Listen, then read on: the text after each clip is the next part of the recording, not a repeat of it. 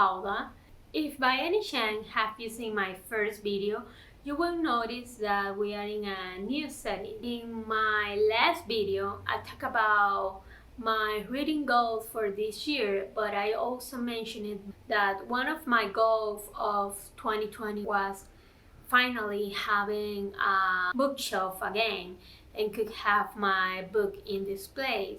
I obviously accomplished this and I didn't thought this will happen this early this year because bookshelves are kind of expensive in Panama. I would want to have this small bookshelf since like 2 years ago, but they were kind of pricey and I couldn't afford them.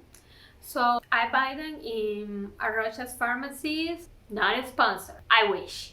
When I want something, I try everything to get it. They are really fucking amazing. They're beautiful and really inexpensive. Like we buy two by the price that it would cost one. The next thing I want to talk about this video because you will be like, but why is this so important to this girl? Like how someone can be so materialistic. What I want to talk about is about immigration and leave behind the things you love and moving to another country with your books, deciding what are the most special ones for you. This is a really big accomplishment for me because since I moved to Panama, I want to feel like home. I want to feel like I belong here. I want to feel like I set roots in this country. Even if I know that is not true, now I don't have roots anywhere. I come to terms with the fact that if I have to be nomad, that it's okay. I have to try to disattach with things, but that is really hard. Maybe because I am a really sentimental bitch, but my books are my friends, are part of me. So if you see my eyes getting watery when I am talking about this subject, please ignore it and move on with your life. I'm not going to cry on YouTube. Okay, so yeah, this book, what I was talking about is these books are my friends and they are my family. Now I will explain why, and I will explain why I choose these books.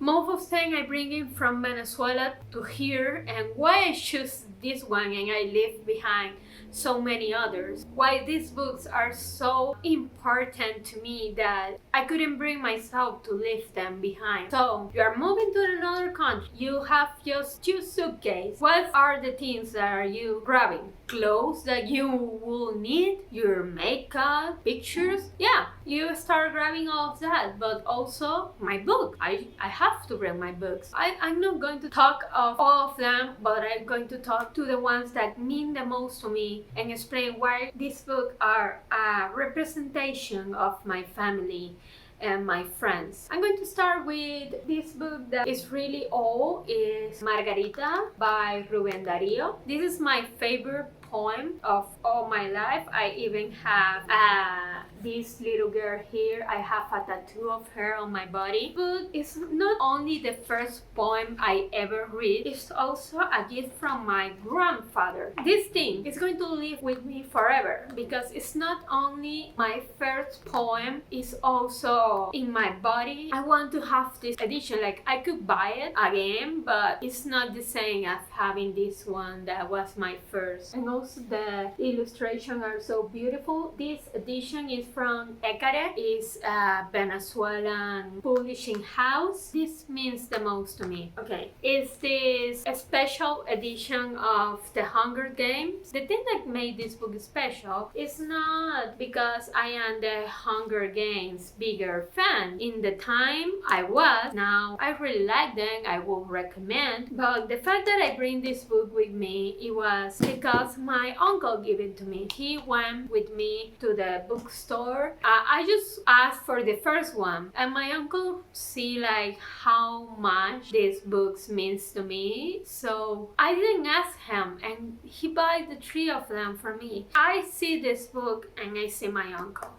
and now all these books are by Venezuelan authors. We have País Portátil by Adriana González León, 2 editions. This is Venezuelan short story. This book is in English and in Spanish, so if you are interested, you should look it up. This is Roman Chalbault, Theater 3. I really love this author, is Isaac Chokran. I have 1, 2, 3, and 4 of his books. I probably have more Venezuelan books in this shelf, but right now I don't want to look off of them, so I bring all this book with me because I didn't know if I could find that anywhere. Venezuelan literature is a part of me, and I didn't want to leave this behind. Even if I've been privileged and I have been able to go back to Venezuela and grab more of my stuff that I left behind, most of my friends couldn't do that. These guys, they are a part of me, and I couldn't leave them behind.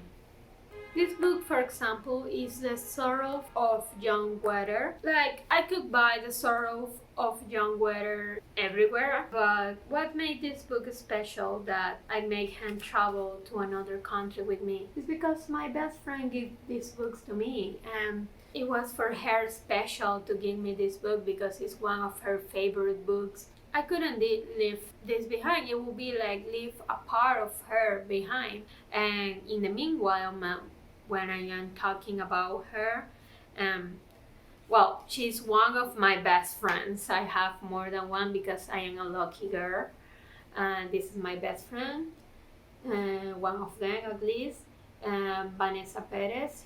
This is her poetry book, and like I feel so close to this work because I was with her when she was doing it, and these also have nice messages for me.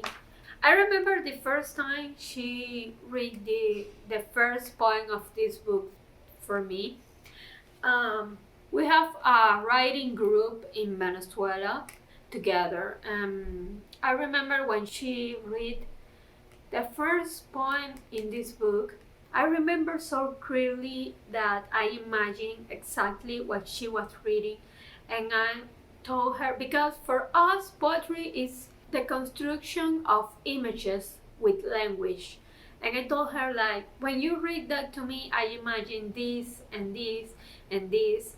She told me, like, you know, what you say was the same thing I have in mind when I was writing it, and that moment was so special. I see this book and I remember that, and I see this book and I see her.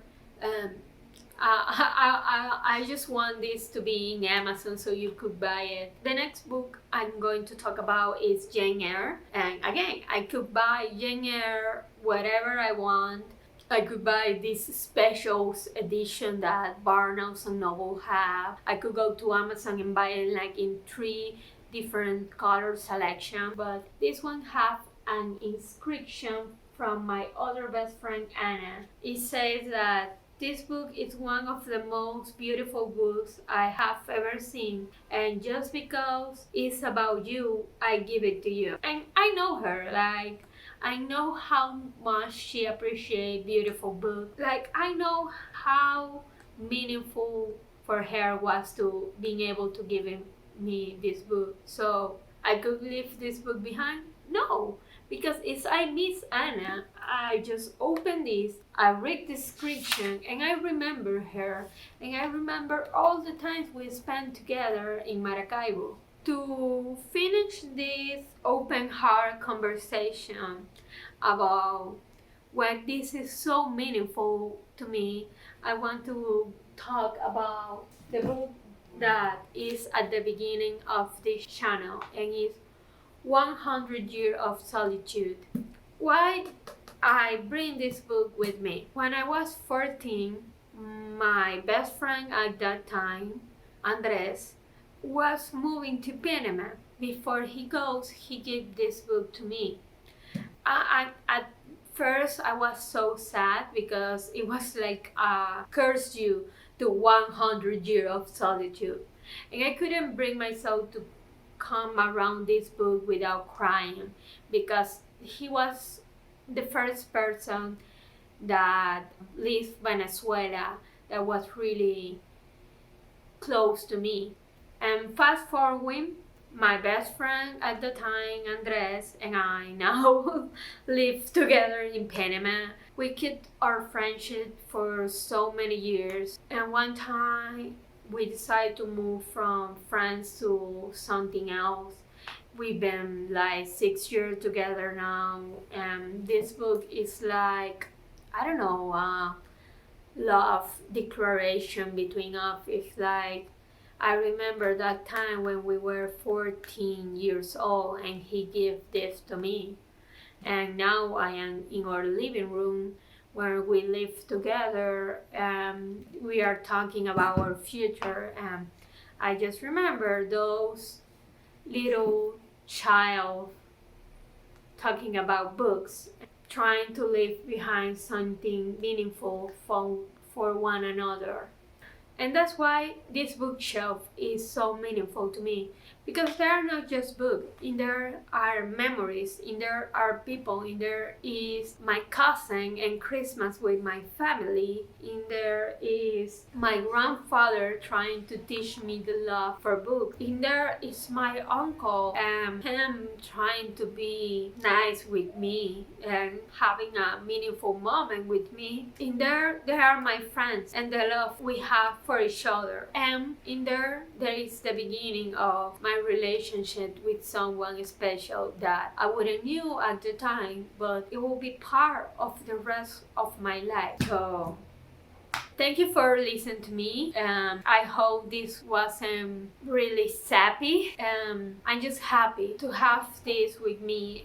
I am happy to share these feelings with you. If you have to move to another country for any reason, it's great to have in mind the thing that you will really need to survive, but also have in mind the things that make you happy, that made you think of the person you love and made you think about who you really are, because in the dark times you will forget, and having something that you see and could remember those beautiful moments, those happy moments, will make all that pain go away. I hope it's useful. I think at the end this video is going to be too long. I hope no, but it's been like 40 minutes long. So anyway, I hope you enjoyed this video, and if you don't think I am just a little crybaby, please come back and please leave in the comment the most meaningful book that you have and why. So this is everything for this video. Thank you so much for listening, and bye.